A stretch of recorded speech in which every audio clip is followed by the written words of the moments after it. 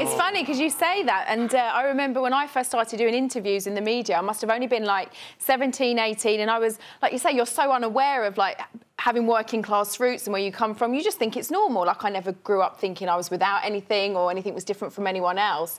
And I remember the first article when it came out, I think it was in the Sunday Times, and they'd really focused really heavily on painting this picture of me of being this kind of working class glamour model.